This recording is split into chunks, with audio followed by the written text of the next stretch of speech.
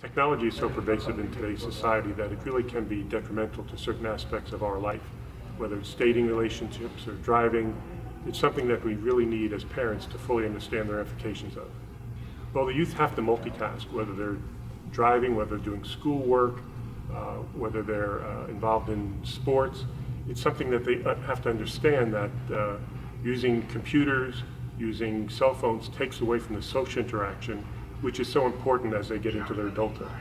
I think the young people today are spending so much time on technology that they're losing the opportunity to deal with each other socially and developing their interpersonal skills. Being too attached to a device is not allowing them to see their surroundings and react to the surroundings. I think the devices today are empowering kids to not have to have conversations anymore. I think they're using devices to hide behind having those conversations with each other. I don't think they know how to communicate. And I think the other thing that devices do and social media things do for kids today is it sort of creates this false world and this false sense of all these great things that everyone's doing, and I think it becomes a problem for kids because they're trying to keep up with the Joneses. Tom's a licensed psychotherapist and a founder of and owner of Valley Family Counseling Center in Ridgewood. He's also a student assistance counselor for Indian Hills High School in Oakland, New Jersey. Tom has been counseling children, teens, couples, and families in Bergen County for the last 20 years. He's the author of the book Losing Weight When Diets Fail, and he's a seasoned television and host and contributor. He was the host of the former A&E network television series Surviving Marriage, and Tom has also hosted television shows and series for the Food Network, National Geographic Channel, and A&E Network. He appears regularly on Fox News Channel's popular show Fox and Friends and The Maury Show, where he provides his insight and advice to parents and children throughout the world. So on behalf of the MMA, thank you very much for coming, and I'll turn it over to Tom. So let me start off by telling you how I even got going about giving this lecture. Back in 2008, I ran a committee at the high school where I work called the Intervention and Referral Services Committee. I ran that committee for many years, up until a couple of years ago, before the new assistant principal took over, and he wanted to take over the committee, and I was like, quick handoff, because it was a lot of work, that committee. So one of the functions of that committee, INRS, is we have a group of individuals, professionals in the school, a couple of teachers, myself, an administrator, school nurse, a child study team, school psychologist, and essentially what we do is we volunteer our time and we field referrals for students that are either referred by the teachers. If a student is struggling academically, we try to come up with different accommodations to help the children. Another function of that committee is we are in charge of the 504s, okay? And if you don't know what a 504 is, 504 comes from a section 504 of the Rehabilitation Act of 1973. And basically it's an anti-discrimination law. So if a student or any person has any kind of a disability, they're entitled to special accommodations that will help them to be on even playing field with their peers. So for example, in school, hold on one sec. Got to get my notes here. So as it relates to school, if we have a student that has a disability and there's medical documentation of it, and we could prove that that disability is having a substantial impact on them academically, then the committee will determine eligibility and then come up with different accommodations for students, like extended time on tests and quizzes, preferential seating, extensions on long-term assignments, and so forth. So we have a whole host of different types of disabilities, from concussions to physical disabilities, vision, special education disabilities, and so forth. 2008, something happened. Something started occurring regularly, like almost every other day. We would have parents requesting meetings with our committee for 504s because their kids had been recently diagnosed with attention deficit disorder, okay? So this is going back 2008. So as all of these referrals started pouring in, me with my background in psychology and as a therapist, I've dealt with this stuff, for years. And it just didn't make sense to me because 14 and 15-year-olds don't catch attention deficit disorder. It's not the kind of thing that you get at that age. The actual age of, the average age of diagnosis is age 8, and the symptoms are very, very present by age 5. You know, the inattentiveness, lack of focus, disorganization. If there's a hyperactivity component, that's very evident. So we start getting all of these referrals, and I'm just, and I feel like I'm on like my own island, because I'm like, what's going on here? And nobody seemed to be on the same page as me. Even the pediatricians and the psychiatrists, yeah, you know, the kid has the symptoms of it. We got feedback from the teachers. The kid is inattentive, he can't focus, it's affecting his grades, et cetera, et cetera. So I started researching it pretty heavily to figure out what the heck was going on. And I came across this brilliant medical doctor out of UCLA by the name of Gary Small. And it turns out that this guy was conducting some of the leading research across the country on attention deficit disorder and the correlation between that and technology use, okay? So what he had concluded is that because kids were spending so much time in front of computers and screens, that their brains were literally changing, and they were developing the symptoms of attention deficit disorder. So he coined a term called acquired attention deficit disorder. And if you do any research on it, right now, approximately 70% of kids diagnosed with attention deficit disorder don't actually have the neurological condition of attention deficit disorder. They might have the symptoms of it, okay? And it's because of the electronic devices. So right around that time, when I came across all this research, the Kaiser Family Foundation, which you've probably heard of, they do all these surveys and research for different things. They had conducted in 2004 research on the amount of technology that kids were using. So they did this whole entire, you know, longitudinal study of media use among kids. And in 2004, results came out in 2005, they discovered that the average 8 to 18-year-old kid in 2004 was spending 6 hours and 38 minutes per day with electronic media, okay? So their goal was to do this research every 4 years.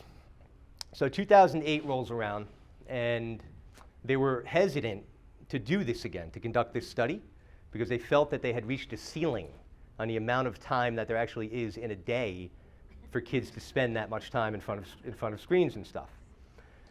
So they did it anyway, and to their disbelief, when the research came out, they discovered that that number went from 6 hours and 38 minutes a day to 7 hours and 30 minutes a day, okay? Per day, 7 days a week, 56 hours a week or more than the average worker in the United States works a full-time job every week, they were spending in front of electronic media. Now, back in October, Common Sense Media did a new survey, okay? More update, 2015. And that number has gone up to 9 hours a day, on average, that the average teenager, the average preteen spends 8 hours a day in front of some sort of an electronic device in front of a screen, okay? And that does not include school-related media use, okay? So anyway, getting back to this topic of neuroplasticity. So this is what happens to our brain. You see these things here? All right, those are called neural pathways. So I'm going to talk about a whole host of different things that we're seeing now, okay, happening. So right now, 2015 and 16, guess what the #1 type of disability that we're fielding from the 504 committee in the school? Anybody want to take a guess? And it's the same thing that it was with all this ADHD. Now it's something new. Anxiety disorders. Okay? Anxiety disorders. So my hands are full at the high school with kids having major anxiety disorders, panic attacks, anxiety disorders, school avoidance issues. And in my private practice, in the last year and a half alone, I've had more referrals for middle school age kids with major anxiety disorders than the previous 16 years combined. Okay? So I'm the only one out there that's saying that it is because of all of this stuff. And let me explain why, okay? So when you look at the human brain right here, these are called neural pathways, okay? And neuroplasticity, that term, it's considered the greatest breakthrough in modern psychology. Essentially what it means is that the brain is malleable, okay? Like a piece of plastic. Plastic is very sturdy, it's hard to manipulate, but under the right temperature, we can mold plastic. We can shape it however we want. The brain is very similar. That's why it's called plasticity. The brain, the human brain, if engaged in anything highly stimulating for 3 hours or more per day, the brain will reshape itself. It will grow new neural pathways. So each one of those neural pathways, okay, those electrical impulses, each one of those is critical for some form of human functionality. So we have to have a neural pathway in order to have face-to-face communication as humans. In order to cope with adversarial situations in life, we have to have a neural pathway in order to do that. In order to focus and concentrate, we have to have a neural pathway to do that. But what happens with the brain is when you're engaged in a highly stimulating activity for 3 hours or more per day, it will grow new neural pathways. And it will prune away the neural pathways that are no longer being used. It's called neuropruning. And unfortunately, it's pretty devastating. The problem is kids and us, we're not spending 3 hours a day in highly stimulating activity. We're spending 9 hours a day staring at the bright lights of screens, portable handheld devices, television screens, our computers, and so forth. So our brains are adapting to this cyber environment. And what's happening is it's unadapting to the real world. So what we're seeing now are kids, the reason why we have all of these anxiety disorders right now is because our children have not learned to develop the critical skills of coping because they have had such little face-to-face human interaction with other people. And there's so many other variables to this, all that I'm going to get into in a minute. As far as when you think of the types of, so it changed anyway from 2009 to present, that number from 7.5 to 9. What has changed is in 2008, that study did not even include cell phones, the 7.5 hours a day. All it included was television watching, computers, video game playing, and portable music listening devices. So now it's up to 9 hours a day because now, if you look around anywhere, everybody's got all of that stuff in their hand constantly. It doesn't matter where you go. You can go walk down the streets of Manhattan tomorrow, if anybody works in the city, and just observe, and you will see how many people are just walking down the streets with their phones. Doesn't matter where we go, the things are on us all the time. And what's happening is it's actually causing our brain to change. And for our kids, they are what we consider digital natives. They don't know anything else. All of us in this room, if you're over 35 years old, except for me, we're what are considered digital immigrants. So we have some basis of comparison. We knew what life was like before all of this technology. I knew what it was like to run around Northvale on the train tracks, and my parents wanted to kill me and throw rocks and get dirty and play football and be outside and all that stuff. Kids today, all of that stuff seems to have withered away, unless you're on my street in Upper Saddle River, because there's kids all over the place. I've created that. I take credit for it. Come to my street, there's like a dozen kids running around on any given day playing manhunt. So this is what we're up against. So I want to talk next about emotional intelligence, okay? All right, so if anybody has ever done any research on emotional intelligence, also known as the EQ, we have an IQ. People that do really well on tests can sit there and watch Jeopardy, and you look at them and like, how do you get all these answers correct? And then there are people who have very strong levels of emotional intelligence. So all of the research on emotional intelligence proves that people that have very strong EQs are far more successful by age 30 in every aspect of life. Financially, how happy they are with their job, their family life, their mental health, their emotional health, their physical well-being, and just their overall happiness. People with strong emotional intelligence are more successful than people who have strong IQs but don't have strong EQs. Now, one of the issues, and here's the thing about emotional intelligence that many people don't know. Emotional intelligence is not something that you're born with. Right? It's not something that you're just lucky to have. You know, that he's got good charisma and good personality and good emotional intelligence. It's not something that you're just the luck of the draw. It's something that requires an extraordinary amount of hard work. Anybody want to take a guess what that is? And this is a fact, this is science. The extraordinary type of hard work that is necessary to develop an emotional intelligence is face-to-face interaction with other human beings. That is the only way in which to develop emotional intelligence. So emotional intelligence is the ability to recognize your own emotions, to self-regulate your emotions, to empathize with the emotions of another human being. And if we don't use that skill, that face-to-face communication, we don't develop that skill. And part of that is coping, handling. You know, we see kids coming down to the office on a regular basis, high pressure, taking these classes, they get a C on a quarterly exam, and it's the end of the world. And part of the reason behind that is the inability to cope, because there's been a lack of face-to-face communication in their life since they're little, hence a lack of emotional intelligence. And that parlays right into the anxiety, right into the depression, right into the cutting and all the other stuff, the suicidal ideation stuff we see, the school avoidance. So oftentimes, I mean, I had a meeting yesterday, for example, and you know, we're meeting with some parents with a kid who's been out of school, he's doing poorly, he's got all kinds of anxiety, he's on medications and so forth. And the parents are like, we have no idea why he has any anxiety. What is there to be anxious about? Well, if you're spending the majority of every waking hour in a cyber world and not in the real world, it becomes very difficult to function in the real world. Look at it like this. If I went to a class trip with my 3rd grade daughter, she was very happy about it, back in the fall, and it was to some raptor hospital, about an hour away. I forget what town it was in New Jersey. So, you know, all the kids got to see, you know, all these cool birds and owls and all these things. You know, animals that are injured in the wild and have been at this sanctuary and so forth, living. So the woman brought out this beautiful owl, and all the kids were really, you know, enamored by this thing, looking at it. Wow, this is fantastic. And one of the girls said, you know, why haven't you released the owl back out into the world? So the lady went on to explain that if we were to release the owl back out into the world, that the owl would not be able to survive, because it wouldn't know how to hunt. It wouldn't have the skills because it has not lived in its natural habitat. It has lived in another habitat. Much like the lion that's in a zoo. You can't take a lion and put it out in the wild. It's not going to make it.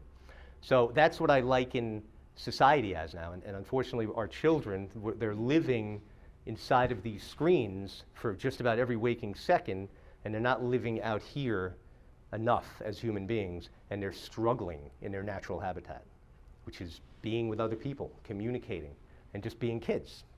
So the next thing I want to talk about is something called, well, you've heard, well, let me go on to multitasking. All right, everybody knows what multitasking is, right? So multitasking, our kids today, they're not just using one device, okay? They're using multiple devices simultaneously, and that's called multitasking. And if you were to go ask a teenager, for example, if they are good at multitasking, 9 out of 10 of them are going to say, I am great at multitasking. But all of the research shows that people who are high multitaskers are actually really terrible at it in every way, shape, and form. The quality of the things they're doing is very poor. And it's also creating some things going on in the brain. So I'm going to give you an example. I'm going to show you this really cool video. I think you're going to like it, and we're going to get some laughs out of it. So pay attention to this for a moment.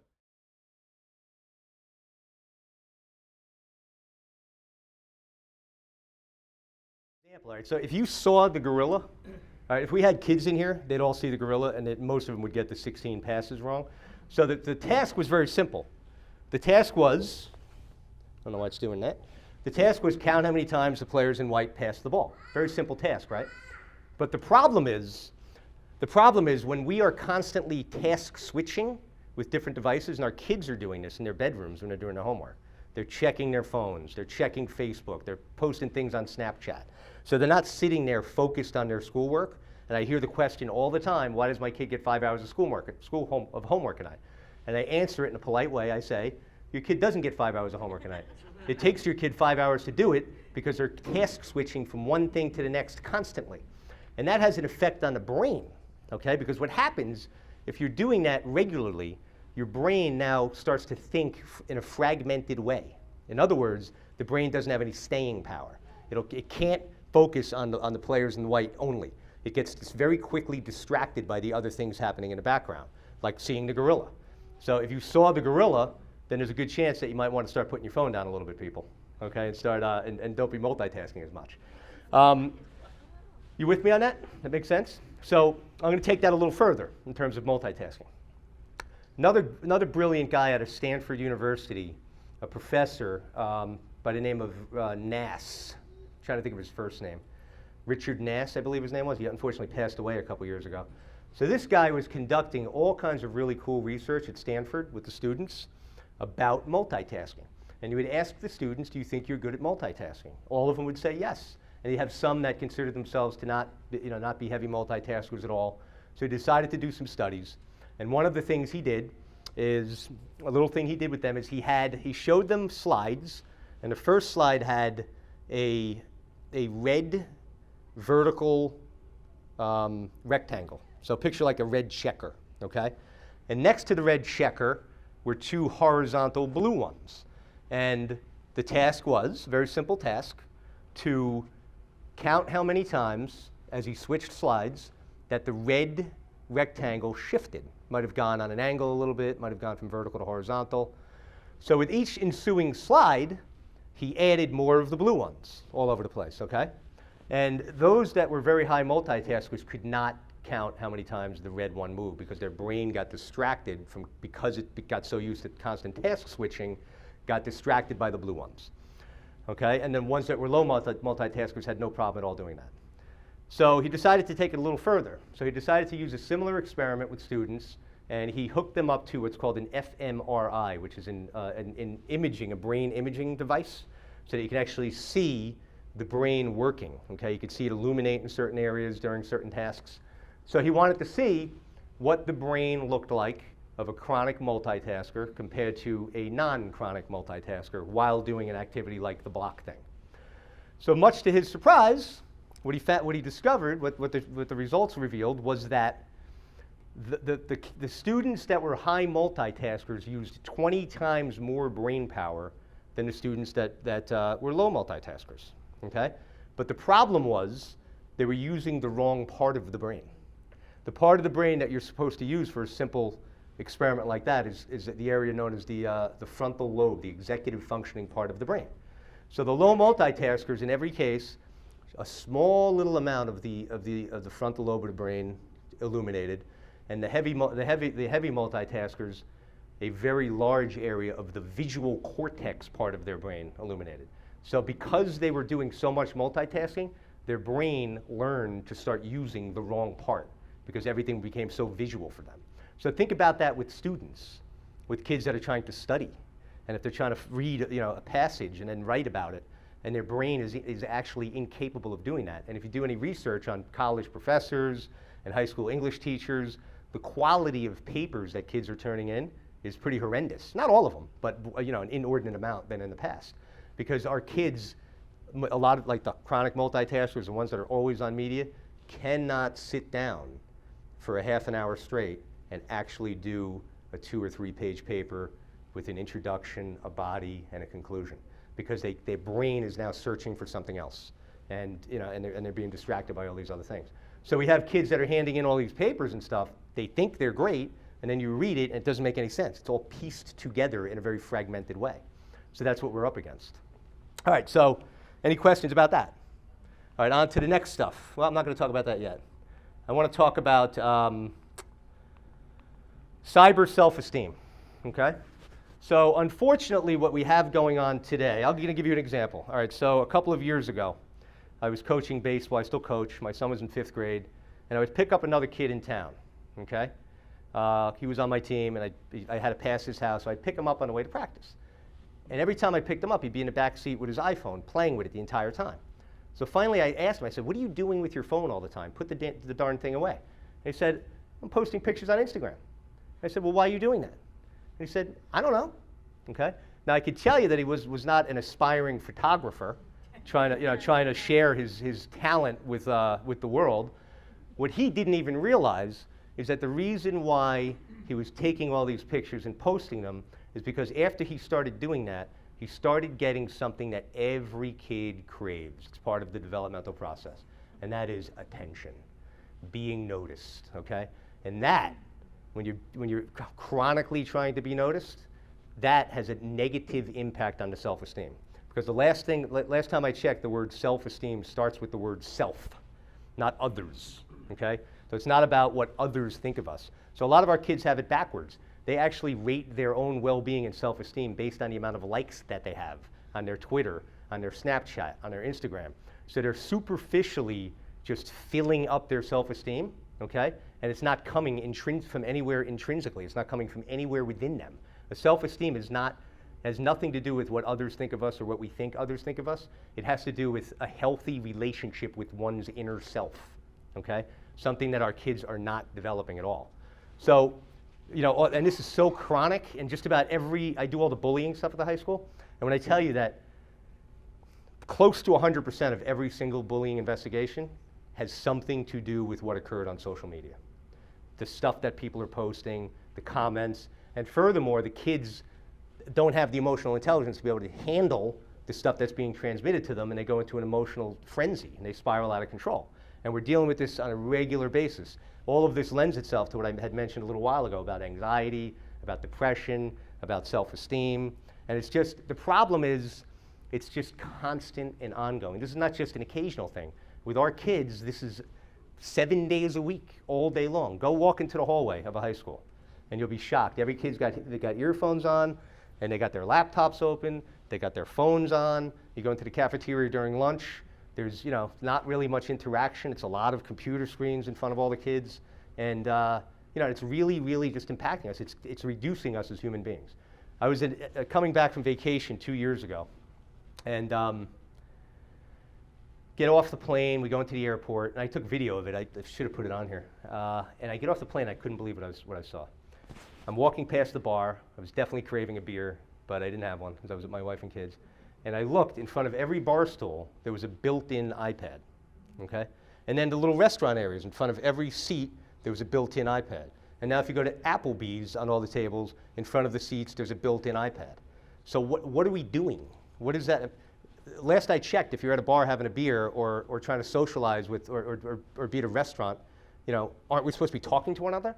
So it's almost like we've become so used to this that the restaurant industry is accommodating us, and it's actually hurting us. And I'll take it a little bit further. My wife and I and my kids, my son is going to be 13 in less than 2 weeks, and then my daughter's 9. So we go out to dinner all the time. It's something we love to do. Nothing crazy, you know, just reasonable. And you know, obviously I've been giving this lecture since 2009, and I'm always, my antennas are always up. I'm always observing. I'm not judging, I'm just observing what's going on around me. And every time I go to a restaurant, every single kid at the restaurant is on either an iPad or their phone, okay? And we don't know. It's not that we're bad parents. It's not that. It's just that we don't know. Nobody knows about the stuff that I'm talking about. We think it's okay. Oh, I'm going to go out with my husband, and my kids will be, you know, they'll be quiet. We can have a nice dinner. We can entertain them. We can pacify them. But as parents, the job of a parent is, you know, the kids are rambunctious. They have a lot of energy, and they get into trouble. They bicker and so forth, and we're taking that away from them. That's their natural habitat. That's how kids learn, by spilling milk at the dinner when they're at a restaurant, or getting loud. That's how they learn, and that's how we teach them how to act responsibly as they become adults. But now we can't even do that because that never happens because they have the screen in front of them all the time. And that's just such important quality time right there for families at the dinner table, which I'll get into in a little while. And it doesn't matter where you go. You look, even in the back of car headrests. When that first came out a long time ago, I bought my wife a Toyota Highlander back in, I think, 2009. And, you know, I was looking at them. They had some with the TVs. I'm like, definitely not that one. We're not getting that. And I refused to get that. Now, I don't think there's anything wrong if you're going, like, driving to North Carolina and you got your kids and you want them to watch a movie. But the thing is, everywhere we go, just go look when you're dropping your kid off at the middle school or high school. Look into the cars and see if you could find a kid in the front seat that's not on the phone the whole time. Okay? So even every moment that we have when we're driving our kids, not even long distances, if we're just taking our kid to baseball practice or driving them to school, the first thing that they do that they're reaching for is their phone. And what we have happening on top of all this now is at the high school, I have a very confidential office, so the kids pretty much come down and tell me everything. I cannot remember the last time I had a high school student that was in my office that was in bed before 1 a.m. on a school night. Literally. And the parents, none of the parents know.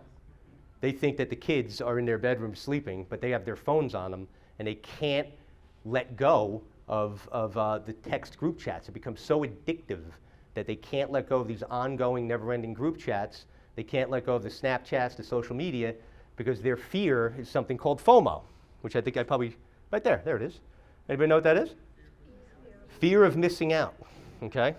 So for our kids nowadays, there's this sort of fear. If I am not part of this constant group chat or this social media stuff, then now I'm going to be irrelevant. I'm going to fall out of the know, out of the crowd, and I'm going to be irrelevant. And I could tell you, and a lot of parents have that fear as well. So my son, who's in 7th grade, I'll use him as an example. I'm not trying to brag. He does not have a phone, okay? And when I tell you, and I'm telling you the truth, he has never once asked for a phone, because I kind of made it pretty clear to him way back when, you know? Nor does my daughter. He doesn't have one.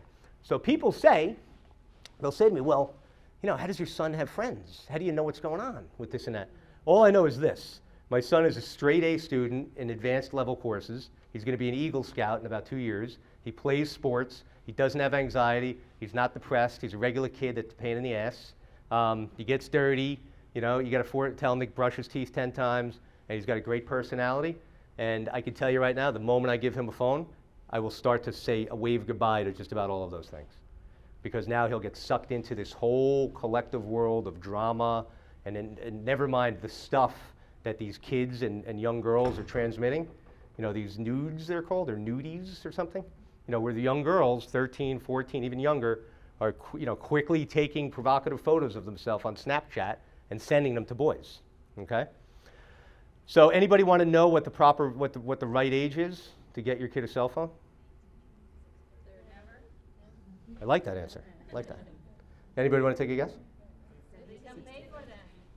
Well, I'm going to tell you the answer, and I stole this answer. So don't be offended by this, okay? Because I stole it. It's a little provocative. The right age to get your child a smartphone, okay, is when you feel comfortable with your child watching pornography. Because if you're going to try to go find me a 12 or 13-year-old boy that doesn't have a smartphone, and if he goes on YouTube, and you go on YouTube and bang, bang, right to the right is some model, and you click on it and it takes you to a rated X site, go find me a kid that's not going to click on that, because I know darn well I would have when I was 12 or 13 years old. So that's the answer. So again, that brings me back to They're going to see it on their friend's phone. perhaps, but not in their bed. And another thing as it relates to all this.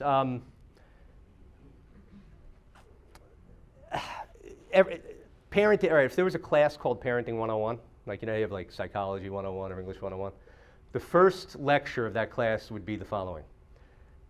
As a parent, never allow your kid to have any kind of electronic device in his or her bedroom. Yet, the majority of us as parents out there are allowing that, okay? And what we see now, what I hear all the time, is parents whose teenager is in the bedroom all the time by him or herself. And there's very little interaction, okay? Another example for you. I had, going back and forth, but I think I'm getting my message across.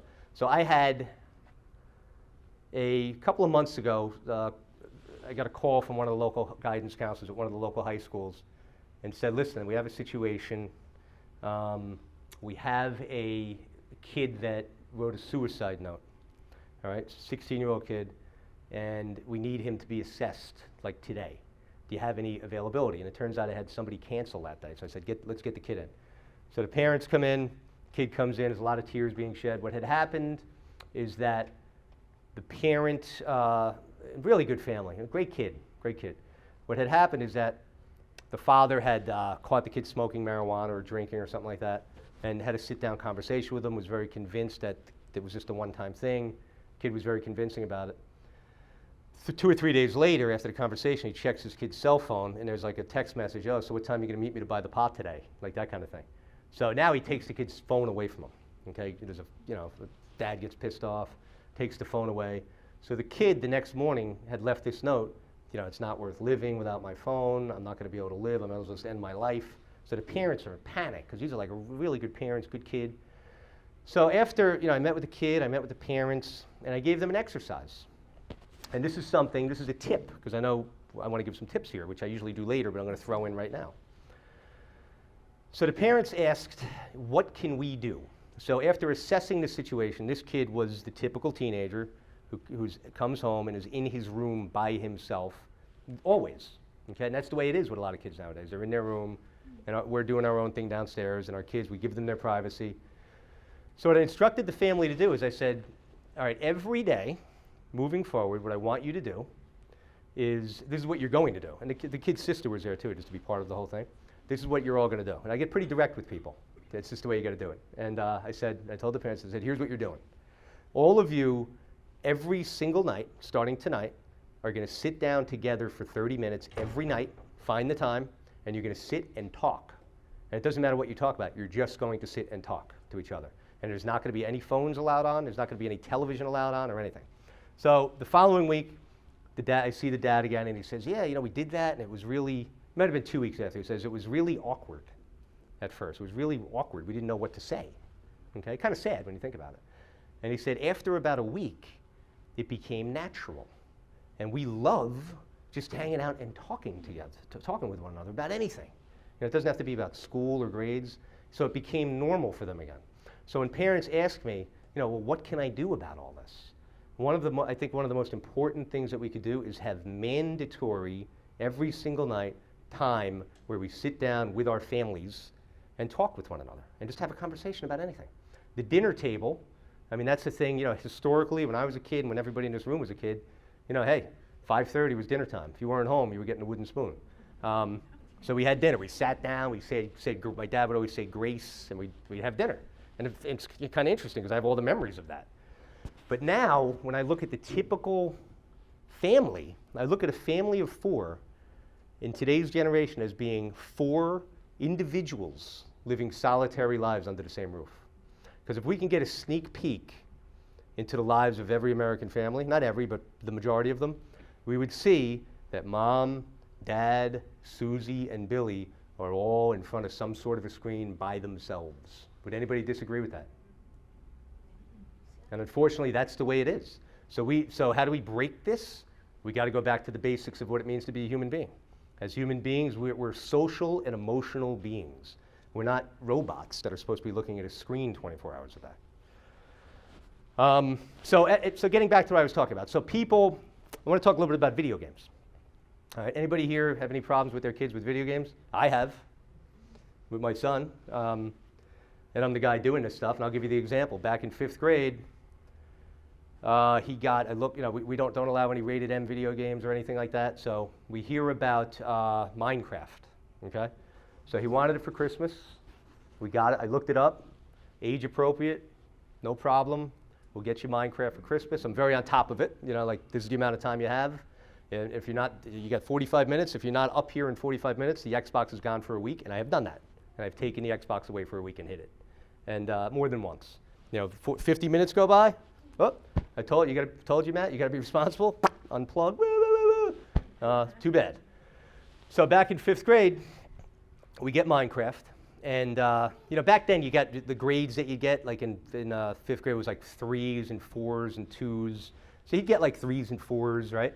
And he was particularly strong in math, very strong in math. And he always got 4s blindfolded. So we get him to Minecraft after Christmas, and he's down there playing a thing, and it's the same thing. Come on, you got to turn it off. So after a couple weeks, he'd come home. I'd say, Matt, you got to do this. Take the garbage out. You got to unload the dishwasher. Can I play Minecraft if I do that? Can I play Minecraft if I do that? Like, in other words, if I do something, can I be rewarded by playing Minecraft? I'm just like, enough with the darn Minecraft. So we get the report card. Okay, and his again, math is very easy to him. He's got his mother's math mind, and his dad's looks. He's a very good-looking kid. No, I'm kidding. He's got his mother's looks. Trust me. So we get the report card, and his grade went from a 4 to a 3 in math. So I'm like, what? And then it hit me. Okay, it hit me. The reason why, again, it's not terrible, but the reason why that grade went down isn't because he wasn't doing his math work at home. It's because what do you think he was thinking about during math class all day long? Playing Minecraft. So Minecraft, whoop, done. Right after that, he's never played it again. That game, a lot of people, you hear about it, it's like, I don't know what it is, I've seen it, and I have no idea why anybody would play the thing, but there's an addictive nature to it. So that's that story. Now here's another thing, and I'm going to get into another interesting topic, and again, we'll ask questions if there's any, because there's other stuff about the emotions that I address, but it can go deeper than that, but we don't have all the time in the world. So when I give these lectures, what I'll often ask, and I'm not going to ask you guys because you seem very nice, I'll say to people, all right, who here, if you have a middle school age kid, thinks that Call of Duty is good for your kid? Raise your hand. How many people raise their hand? 0. Nobody raised their hand. Of course not. We all agree. Call of Duty is not a good game for your 12-year-old kid. Would everybody agree with that? Okay.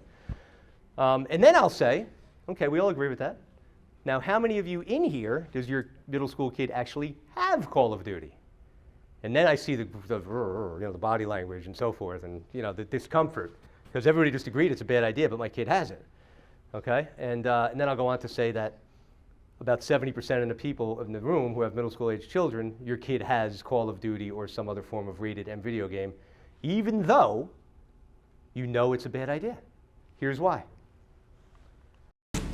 To answer that question, we set up a hidden camera experiment to see if this woman would stand up at the sound of this tone, simply because everyone else is. You might be thinking you'd never go along with this. Or would you?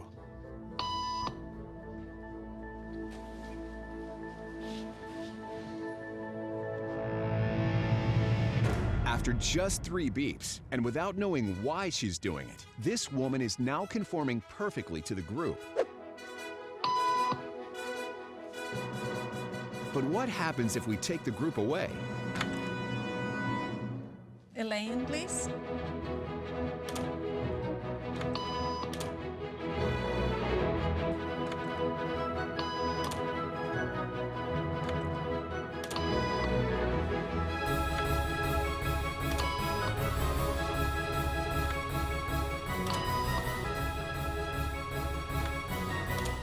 Okay, now she's alone. The crowd is gone and nobody is watching her, except our hidden cameras. What do you think she'll do?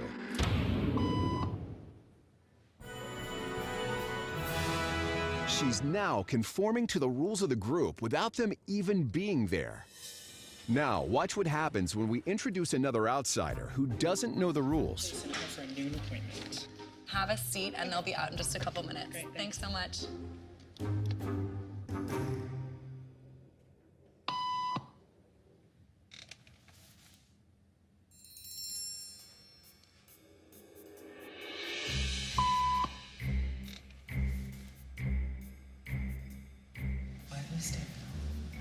Everybody was doing it, so I thought I was supposed to. Think she'll teach the new guy what to do?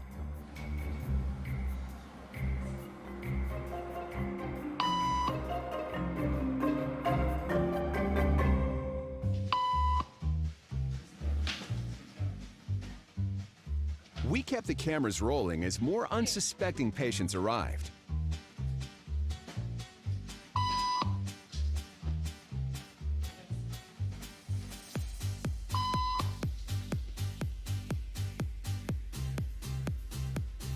And slowly but surely,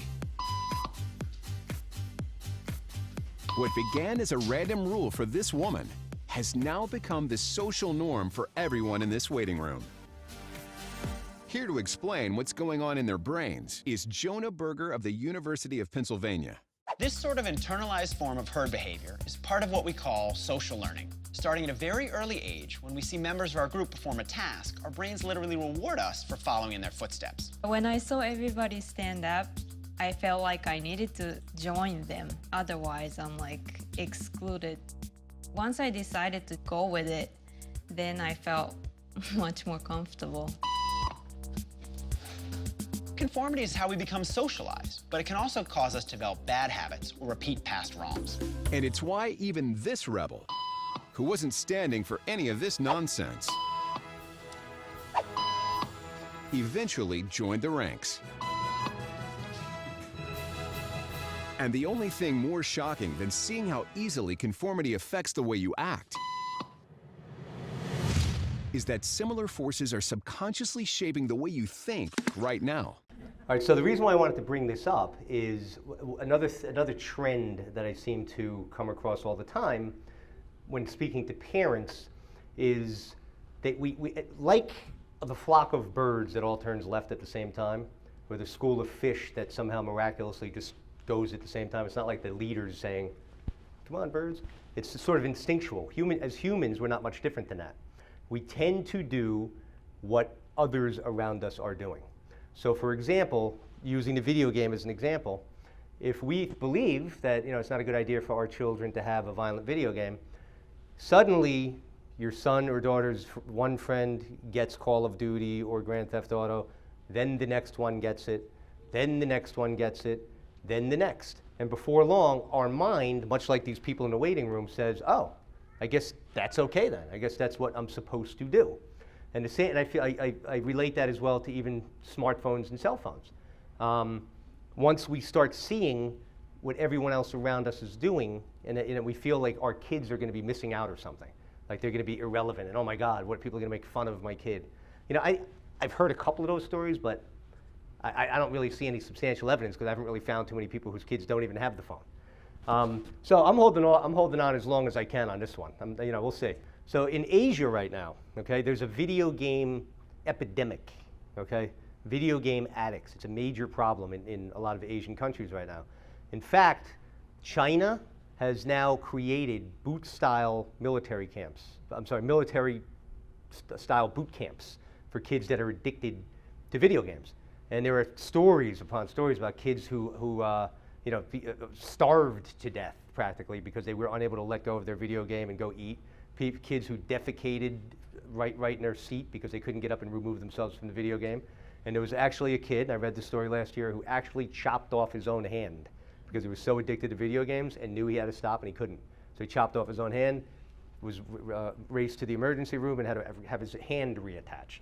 And I fear that this is going to start happening here because I'm getting more and more stuff with kids that are spending ridiculous amounts of hours playing video games a day. So another occurrence, okay? Back in 2012, all right, I don't know if you remember this, there was a rash of kidnapping attempts in Bergen County. You remember that? It was on the front cover of the Bergen Record. You open up your Yahoo screen, there it is. Television, all the local news stations, you know, kidnappings, number 17 in Cresskill. So I get a call from the Bergen Record to get my insight on it. And they said, so what do you think about this? What should parents do? And I said to them, I said, I don't think there is a kidnapper. And the guy was like, the reporter was like, oh, really? I said, no, I don't think there's a kidnapper. I said, probably, first of all, I highly doubt the kidnapper failed 19 times to abduct a kid, number one, okay? And number two, what probably happened is two knucklehead 17-year-olds were driving down a street, and you know, teenage boys do stupid things, and they saw some girl in her backpack walking down the street, and they stopped the car and said, hey, little girl, want some candy? And the girl, because she's been very conditioned by her parents, like all of our kids are, ran home to her mom and probably said, oh my God, somebody tried to kidnap me, okay? Now see if you could fill in the blanks after that. What would the mom do next? The mom would call the police. The next thing she would do is post it on Facebook, okay? So now all of her friends on Facebook see this and hear about this in 5 minutes, okay? And then all of those women or fathers, mothers or fathers, are immediately grabbing their kids, putting them on high alert, the antennas are up, and now kids are walking on eggshells on the way to school. And then Tom Kirsting's driving down the street at dusk, and I'm a nice guy, and I see a couple kids, and I just want to say hello, and those kids run home and say somebody tried to kidnap me. So I don't know if that actually happened, but I can tell you that the following day, after I had that phone call with the reporter, Hurricane Sandy hit, and we never heard about the kidnapper again after that. What happened to him? I guess maybe he drowned in Hurricane Sandy. I don't know. So the point with that is, what people don't know, and I see this in my town when I'm leaving in the morning at 7 a.m. and I get stuck behind a school bus. And I live in Upper Saddle River, and every street is a dead end, and most of them are not that long. And at the top of every street, there's the SUV, and I have to wait for the kid to get out of the SUV, and it's usually a teenager, to get on the bus. And the reason why the kid is one of two reasons. Either the kid's too lazy to walk the 100 yards to the bus, or the parents are too afraid to allow the kid to walk to the bus because of something that might happen. So as a society, we have developed, us as parents and our kids, we have developed this intense fear of the world around us. And the reason for that is because when I was a kid, I had channels 2, 4, and 7, and if somebody got kidnapped in rural Mississippi, you didn't hear about it. If somebody gets kidnapped in rural Mississippi, it's on the front cover of every social media device you look at in 5 seconds. So we're infiltrating our minds with all of this content. And like the lady over here was saying, with her son with the video games, it kind of became imprinted in her mind. So as a result, we're running around in fear, and we're afraid to let our kids do anything. And the fact is that kidnapping is far down than it was 20 or 30 years ago. And I bet you didn't even know that. There's far fewer kidnappings now than there were in the 1970s, 80s, and 90s. But we're under this impression that there's a kidnapper out there because you hear about it in rural Mississippi. So this is the kind of stuff that all of this media and all of this content is doing to our brains. So we talked about all of that already, how it's actually reprogramming our minds, neuroplasticity, how it's affecting our kids and us at a social, emotional, academic, and psychological way. In every way, shape, and form it is having, and even childhood obesity, which I usually don't talk about. I used to give lectures on that. There's a reason why type 2 diabetes is no longer called adult onset diabetes, because there's thousands of kids per year developing adult onset diabetes. And one of the main reasons behind that is that our kids are very sedentary. Common Sense Media, 2 days ago, came out with a new report, okay?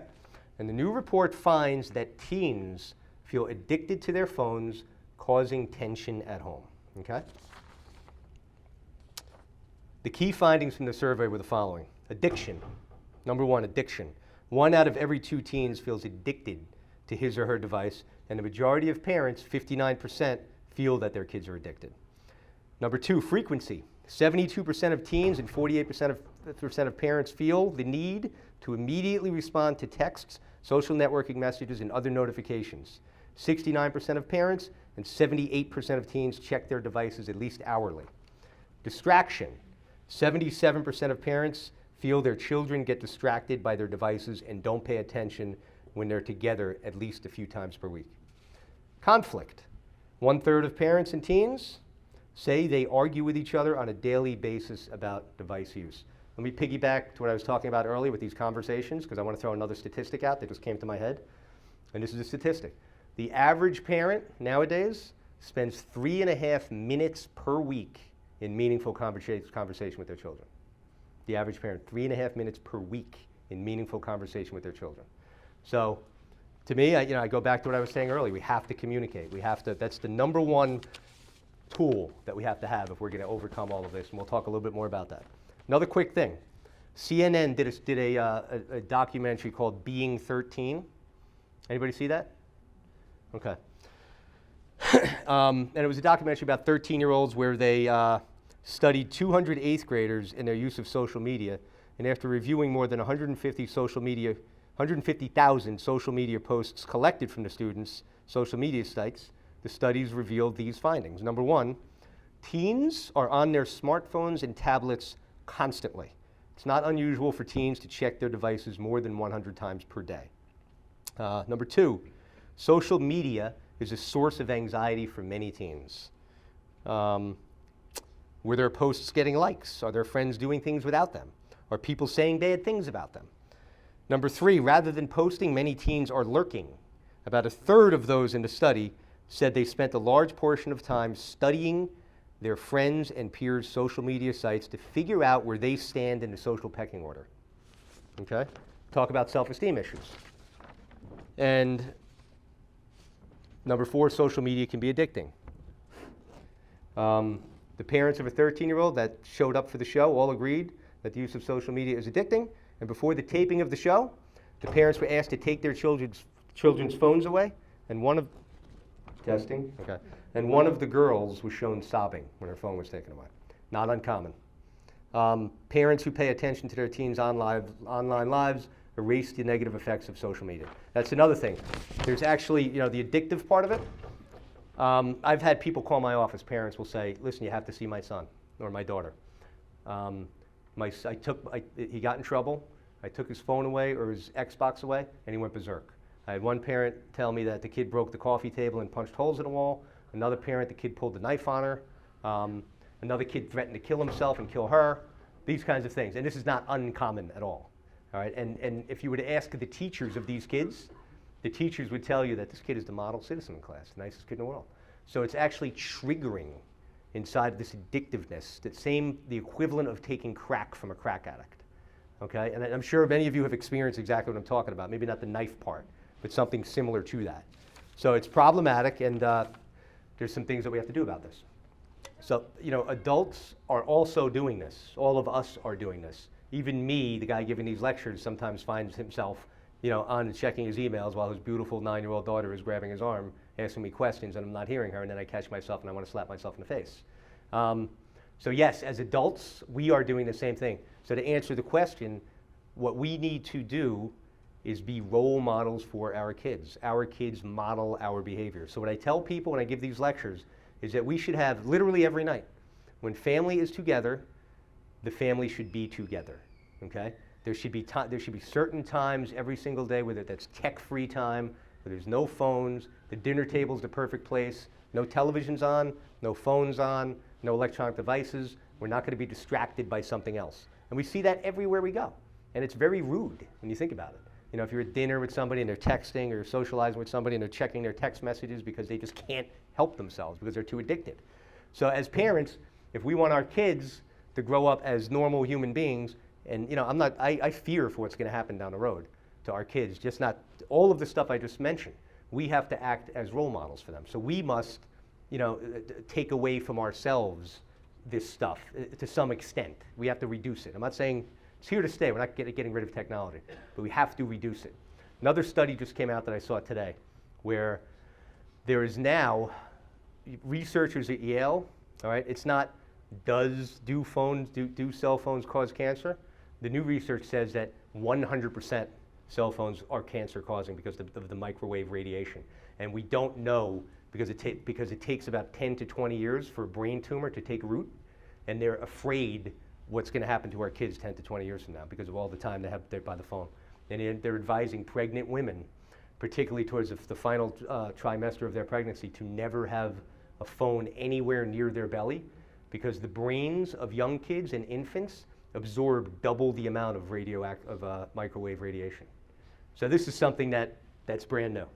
So forget about all the other stuff. To me, that's pretty darn frightening in and of itself. But it's kind of like what it reminds me of is the street that has to have 2 or 3 fatalities at that intersection before they finally put up the stop sign. So I think what is going to happen in the next 5 years, I'm going to say, maybe 5 to 10 years, is that something huge is going to come out, and it's going to be a major wake-up call, kind of like cigarette smoking when, during World War II, they were giving cigarettes away to the veterans. Everybody thought it was, an intellectual, vogue type of thing, and then they realized that it causes cancer. And now, we've had, policy and stuff to make us aware of that. So I had a teacher come down to me. Okay, so Indian Hills High School has what's called. Are you a reporter? Yeah. Okay, if you're a reporter, do not write this down. I don't want to get fired. So at Indian Hills High School, they went to the OnetoOne program a couple of years ago, which is basically, every kid gets a computer. And it's great. There's some good aspects of it. But it's kind of backfiring a little bit right now. And I'll give you an example of what I mean. I had a teacher come down to my office about a month ago. And this is a veteran teacher who teaches English. And this woman's life is teaching kids English. This is the teacher of the year type of teacher. Where that all she wants to do is, she's so passionate about her subject matter. So she came down to me to talk to me about a student, something unrelated, and then it led into a conversation about computers in the classroom and the phones in the classroom, okay? So we got into this conversation about this, and she says, Tom, you know what? And she started crying. She's like, I cannot get the kids to get off of their computers or off of their phones. And if I have to, and if I try to tell every one of them, the bell will ring, and I won't even be able to teach. So I'm now so frustrated where I just teach to the 2 kids that are listening, and the other 18. Yeah. So that's one of the issues. So with schools, a lot of them are going one-to-one because schools like to keep up with the Joneses, they keep up with the other schools. Well, they'll fix it. I truly believe they will. But even the computers, like the laptops that the kids get, even if they don't have their phones on them, they have their laptops, they can text from their laptop. Yeah. And even if you have teachers, like some teachers, I think what we have to do is actually instruct teachers because it kind of just happen, just like all this happened to us. So what some teachers are doing now is they have like a shoe bag where every kid has to put their phone in before they come into class. But a lot of kids wear the double sweatshirts with the double pocket, and they keep the phone in there because they don't even have to look at the phone when they're texting. And there's not a day, and I mean this sincerely, there's not one day that goes by where if I have a kid in my office, I'll call a kid down from like an elective type class, and the parents have no idea what class the kid's in. There's not a day that goes by where the kid is not getting a text message from his parent while in my office. Yeah, so the parents all day long are texting their kids during school. The problem is that we can't help ourselves. Like, we can't, and when I say we, adults, but mainly kids, they can't help themselves. If they have something that they have to do for school, they cannot help but check Facebook, check Instagram, Snapchat, all these things. They can't help themselves. It's alluring and it's addicting. And to tell a kid, all right, make a promise to me that you're not going to do that. They cannot do that. That's the problem. So the technology is not the problem. It's the addiction that's the problem. If I was the superintendent of a high school anywhere in this area and I sent a letter home stating that students are not allowed to bring phones to the school or they're going to be suspended, I would be threatened to be sued. Because remember what I went back to when I talked about this fear, okay? And somebody asked this question last night. It's the parents are afraid of not being able to be in contact with their kids 24/7. It's become the umbilical cord that's never been severed, the phone to child. So it's the parents that are complaining. In fact, somebody I know who's a coach, a volleyball coach, had taken kids to Penn State, and one of the rules by Penn State is there's no cell phones allowed. The parent contacted her and said, get my kid's phone back on her now or I'm going to sue. And I had a lady last night ask me a question. She said, my daughter has this, she's 8th grade or whatever. My daughter's a real good kid, and she has this, smartphone, and I don't, check her texts or anything like that because I don't want to violate the trust with her. What do you think? Do you think that's a good idea? So I didn't want to make fun of the lady. So I said to her, well, here's what my dad used to say to us. My father would say to us, God didn't give you to me for me to trust you. He gave you to me for you to trust me. So when you because I've been giving this lecture for a long time, and I've had parents, whose kids are doing exactly what I'm talking about, and they just pull the plug, and they greatly reduce it. Their kid goes bananas, and then after a couple of weeks, the kid gets used to it, okay? And they start to all of a sudden kind of break out of their shell and become human again. And I hear these stories all the time. In fact, I used to take a group of kids at the high school. I used to run this peer leader program, and we take them away on a weekend retreat. And there were no phones allowed. We would not allow it. And this is going back a few years. And we did all these team building activities, group stuff. And the kid, it was like this weekend we used to do was the greatest. Every single kid would say it was the greatest thing they've ever done. Okay. And when we did our final summary at the end, our final group session together, and we'd ask the question, what was your favorite part of the weekend? In every single year, the first kid that would raise their hand would say, not having our phones. So deep down inside, I think subconsciously, our kids don't really want this stuff. It sounds crazy. And they won't know it until it's actually removed from them, and they can actually see what it's like. And let me give you an example, okay? So a lot of what I do as a therapist, I created a lot of therapeutic strategy. I do something I call walking with a lighter step. For example, I'll ask the gentleman here, did you know where your car is parked? Yeah. Do you know where your children are? No, I'm only kidding. Do you know where your car is parked? Yes. Okay. You know precisely where it is? Sure. Okay. How long do you think it would take you to walk to your car from here right now? A minute and a half. All right, let's say we met here tomorrow night, you're in the same seat, your car's in the same spot. How long would it take you tomorrow night to walk to your car? Hopefully about the same. Same time, minute and a half, right? Same thing. The following night, minute and a half, okay? Maybe it takes me 2 minutes. All right, so why is that? Why would it take you, be correct, because it would take you exactly within a fraction of a second the same amount of time. Why is that? Everybody's different. Because you walk the same way every day, right? Okay, true. Why do you walk the same way every day? Habit, because about 95% of what we do as human beings doesn't require thought, okay, conscious thought. It's habitual, meaning it's unconscious. Now, if I told you to make it take you 3 minutes to walk to your car, what would you have to do? I would go nuts. You'd go nuts. But you'd have to walk slower, right? Now, before you walked slower, what would you have to do before that? Think about it. You'd have to think about it, okay? As Nietzsche said, the great philosopher, he said, we're under the presumption that we're always thinking, but in reality, we're being thought. Anybody understand what that means? It's kind of complicated. We're under the presumption that we're always thinking, but in reality, we're being thought. The average human being has 60,000 thoughts a day spinning around in our heads. That's the average human being. We're driving our car, our mind's all over the place. We drive by our street, we don't even know it. Most of that stuff I call space junk, okay? Space junk, it's worry, fear, what if this, I gotta do that, what if I don't pass this test, what if I'm late for work, what if this, what if that? All of this is subconscious daydreaming thought. So that is being thought, meaning that those thoughts are controlling us, okay? A thinker is someone who sits down with him or herself and actually creates the thoughts that he or she wants. Sits down for 10 or 15 minutes and thinks and meditates and sees and creates the thoughts that he wants. And that's what I have a lot of people doing nowadays.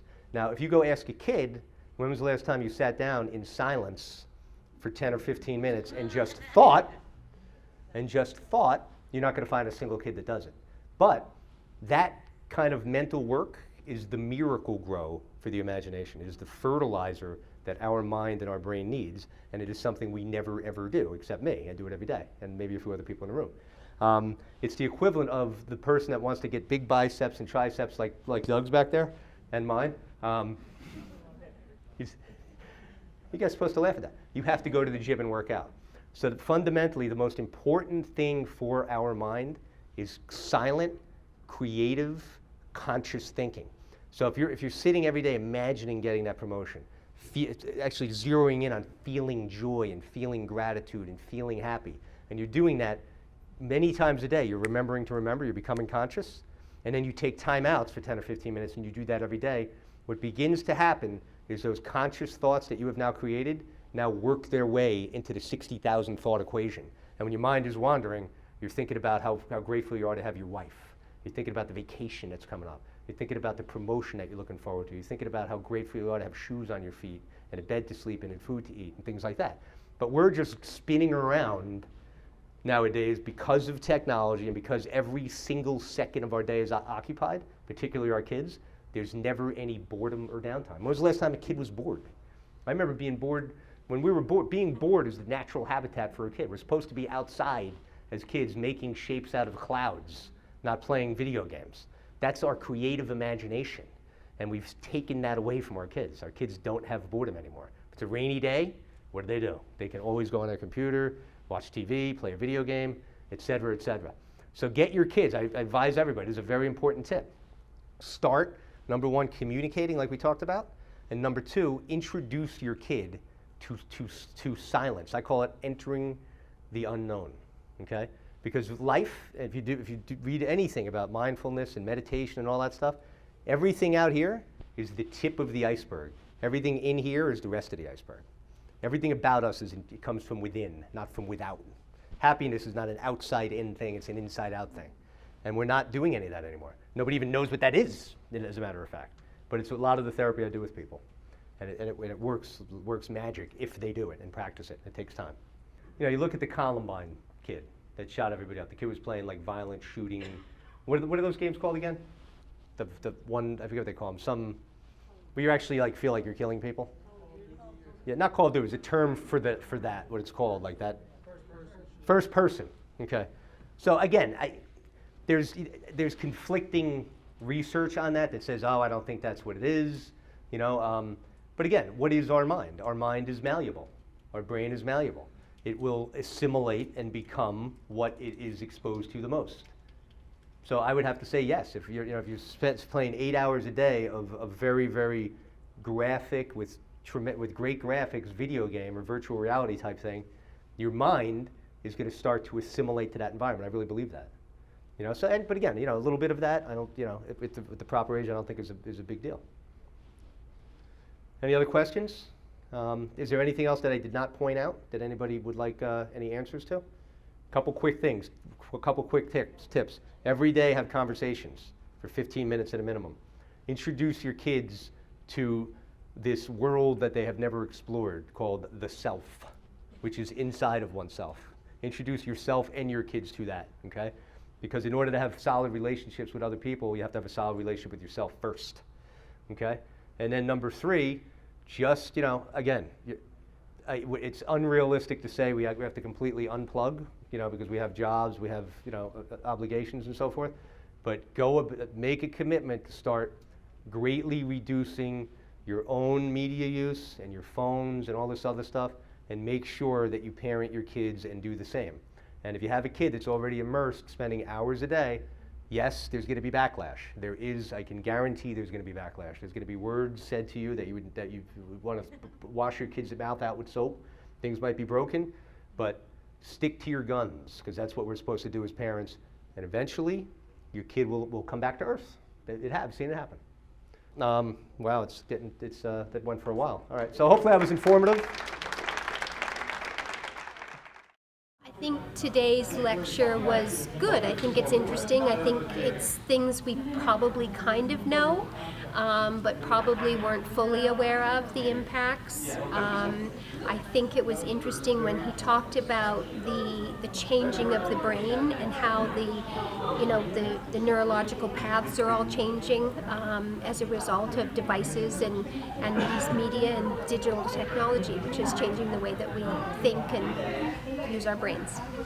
I think the lecture today was very informative. As a high school teacher, I think that the information needs to really be put out into the masses. I think as aware of parents are that it's a problem because kids are connected, they don't know how to go about changing their behavior. The example of dinner, going to a restaurant, you look around, everyone, whether it's just a husband and a wife. My husband and I were laughing the other night when we were at dinner. Couples sitting there not interacting with each other, but yet they're out to dinner. It's a problem in society across the board. I personally did something in my classroom this year as a high school teacher, frustrated because of students constantly wanting to sneak their phones at their desk, that I started giving students extra credit points for putting their phones in the basket, and at the end of class they will actually say that they were relieved not to have any connection to any devices. I learned that really it's unbelievable to me how many hours that was reported that children are using their devices. It almost seems impossible. School's a long day, sports, but yet they're staying up late at night. I think if we as parents could kind of take the phones away at a given time and just put it away until morning, I think we would start to see more socially interacting children.